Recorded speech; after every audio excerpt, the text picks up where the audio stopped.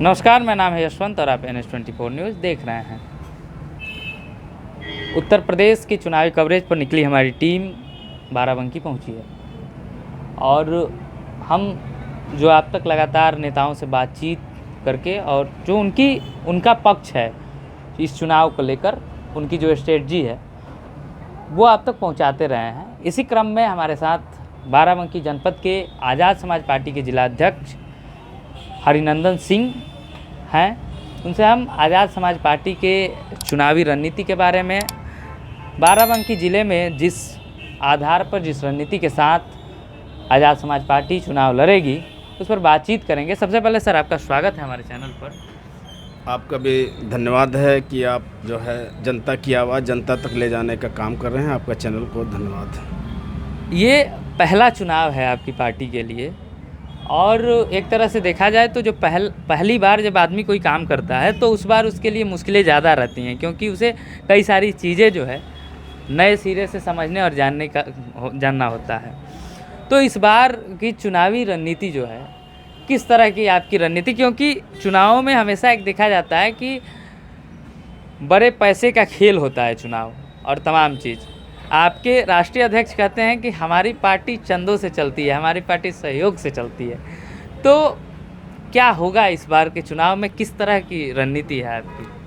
जो money landing करके 2 number का पैसा तथाकथित लोगों ने जमा करके चुनाव को महंगा कर दिया है, इसी तिलिस्म को तोड़ने के लिए आज़ाद समाज पार्टी चंद्रशेखर आज़ाद ने मोटरसाइकिल यात्रा, साइकिल यात्रा निकाल करके हिस्सेदारी, भागीदारी, जन चेतना, शिक्षा, सुरक्षा, सम्मान की लड़ाई को लड़कर सड़कों तक, उन तक आवाज़ पहुंचाने का काम किया। क्योंकि विपक्ष की पार्टियों ने धर्म और जात के नाम पर लोगों को नशेड़ी बनाकर और इधर समाज को धर्म के नाम पर, जात के नाम पर बांटो और राज करो, अंग्रेज़ों की पॉलिसी एडाप्ट की थी।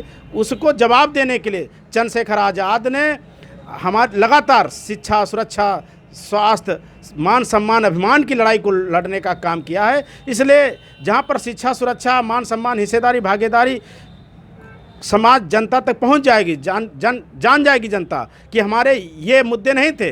जाति धर्म मुद्दा नहीं था, जाति धर्म मुद्दे में हम चले गए, हमारा अधिकार का हनन हुआ, शिक्षा हमारी विलुप्त हुई, शराब बेची गई, स्वास्थ्य विभाग चौपट हुआ, हम लोग दर दर ऑक्सीजन के लिए भटके, हम लाश को दफन करने के लिए जगह नहीं नसीब हुई। उस दिन जो है जनता खड़ा होगी और ये जो भूमाफिया हैं, मनी लैंडिंग, महंगा चुनाव करने वालों को जवाब देंगे। मानवर कांसीराम साहब जब चले थे तो 2-2 रुपये में इकट्ठा करके हवाई चप्पल वाले को उन्होंने सांसद और विधायक में मिनिस्टर और चीफ मिनिस्टर तक बनाने का काम किया। इसलिए उसी तर्ज पर जो है चंद्रशेखर आज़ाद एक धरातल पर राजनीति को ले जाने का काम कर रहे हैं। कई पार्टियां जो है दलितों की राजनीति करने के लिए आती हैं और बाद में वो पार्टियां जो है पैसों का खेल करने लगती है, चुनावी टिकट जो है उसके पैसे पर बंटते हैं।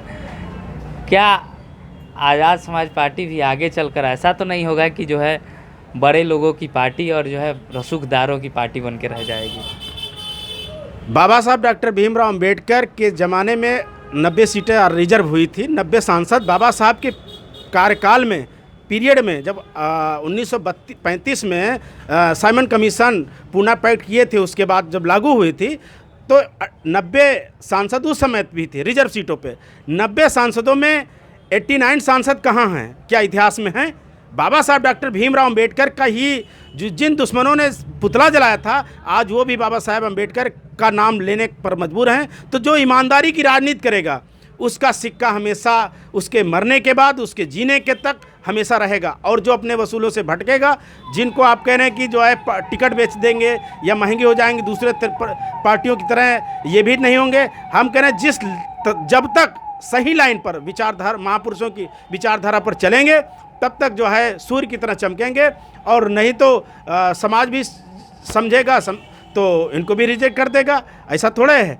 लेकिन फिलहाल अभी तक जो इतिहास रहा है वो ईमानदारी का रहा है। इसीलिए इस उखापों की स्थिति में CBI, ED के डर और भय और जाति धर्म को छोड़ करके हजारों, लाखों, करोड़ों लोग जो है आज भीम आर्मी, आज़ाद समाज पार्टी से आशा की किरण लगाए हैं और लोग हमारे पास जब फ़ोन करते हैं कि भैया ये समस्या हुई, ये प्रॉब्लम हुई, ये थाने हमारी एफआईआर नहीं दर्ज हो रही है, ये हमारे पीड़ित जो है रास्ता बंद कर रहे हैं, तो ये लगता है कि हम नहीं जानते हैं। जनता से ये लोगों की आशा जगती है कि आज़ाद समाज पार्टी और भीम आर्मी कुछ ताकत और कुछ लोगों का न्याय लड़ने का काम कर रही है।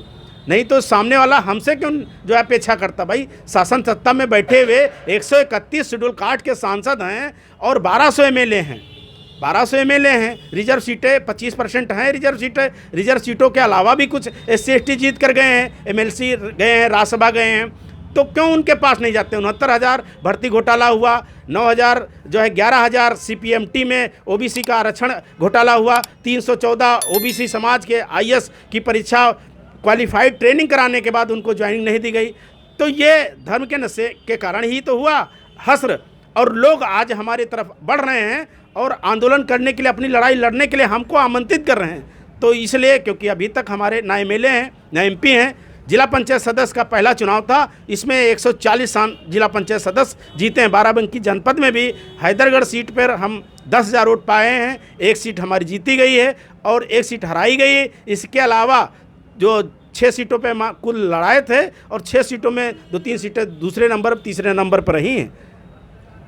आपने कहा कि बाकी पार्टियां धर्म और जाति की राजनीति करती है, आपकी पार्टी भी तो एक खास समाज, एक खास वर्ग की राजनीति करती है, तो ये बांटने की राजनीति नहीं हुई। नहीं, किसी खास न धर्म की राजनीति कर रही, न जात की राजनीति कर रही। बाबा साहब डॉक्टर भीमराव अंबेडकर की जबान की राजनीति कर रही। बाबा साहब डॉक्टर अंबेडकर अपने ज़माने में OBC, SC/ST, OBC माइनॉरिटी के लिए जो है उन्होंने काम किया और जो संविधान बनाने का मौका मिला तो उन्होंने जो रिजर्वेशन महिलाओं को, हिंदू कोड बिल लाए तो महिलाओं को संपत्ति का अधिकार, राजसत्ता का अधिकार जो दिया, उनके द्वारा दिया गया अधिकार, क्या इंदिरा गांधी जैसी देश की सशक्त प्रधानमंत्री 26 नवंबर संविधान दिवस के दिन बोलते हुए बाबा साहब का ऋण अदा करते हुए उन्होंने कहा कि मेरे पास वो अल्फाज नहीं है कि डॉक्टर अंबेडकर किस ज़बान से मैं उनका शुक्रिया अदा करूं। अगर डॉक्टर अंबेडकर ना होते तो मुझ जैसी महिला प्रधानमंत्री बनने के लायक धर्मशास्त्रों के अनुसार भारत में ना होती, क्योंकि उनको राजसत्ता, अधिकार, संपत्ति, शिक्षा, सुरक्षा से तो वंचित रखा गया था शास्त्रों के अनुसार।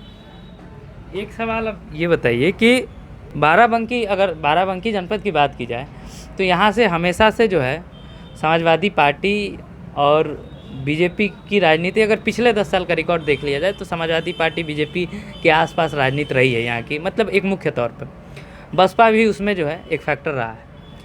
तो आज़ाद समाज पार्टी जो है, क्योंकि ये सारे वोट इनके जो हैं, इन तीनों पार्टियों के कुछ वोट जो है इनके काडर वोट हैं जो फिक्स हैं, उस फिक्स वोट में सेंधमारी करने में या उस फिक्स वोट को ट्रांसफ़र करने में आज़ाद समाज पार्टी कितना सफल हो पाएगी और उसके लिए क्या रणनीति आप लोगों ने क्या रणनीति अपना रहे हैं? अभी राष्ट्रीय नेतृत्व के द्वारा बीजेपी हटाओ का एक लक्ष्य और नारा है।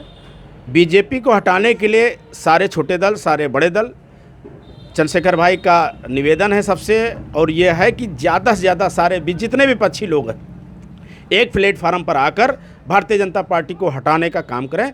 उस अलायंस में चंद्रशेखर भाई को जितनी सीटें मिलेंगी उन सीटों पर लड़ने का काम किया जाएगा।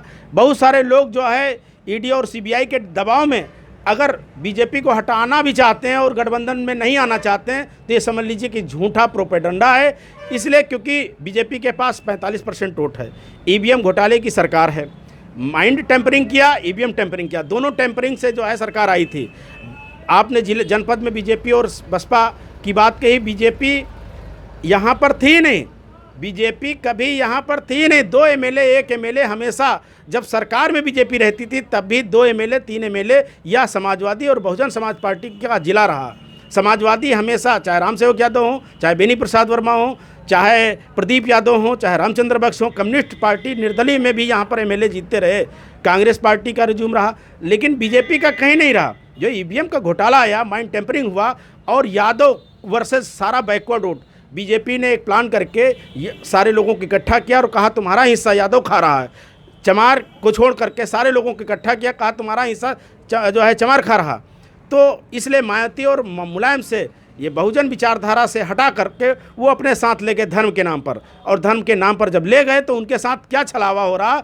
आज उनके सारे अधिकार, नौकरी ख़त्म हो गई, 2 करोड़ लोगों को रोज़गार देने की बात कही थी, 15 लाख रुपया देने की बात कही थी, और बहुत सारा जो है स्मार्ट सिटी बनाने, स्मार्ट गांव बनाने की बात कही थी। सारा ढोंग का ढोंग और खोखला हो गया। LIC बेच दिया, BSNL बेच दिया, 40 रेलवे स्टेशन बेच दिया, लाल किला किराए दे दिया।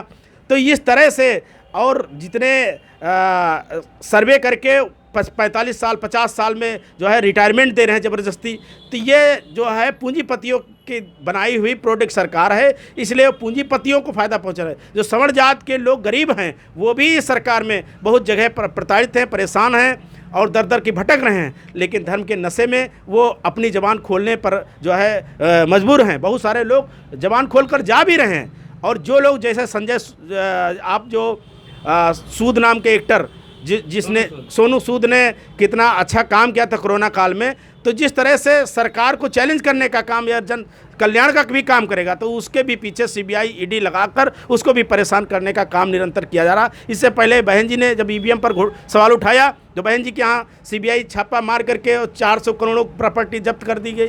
अखिलेश यादव के यहाँ जो प्रतीक यादव घोटाला जो है फाइल खोल दी गई।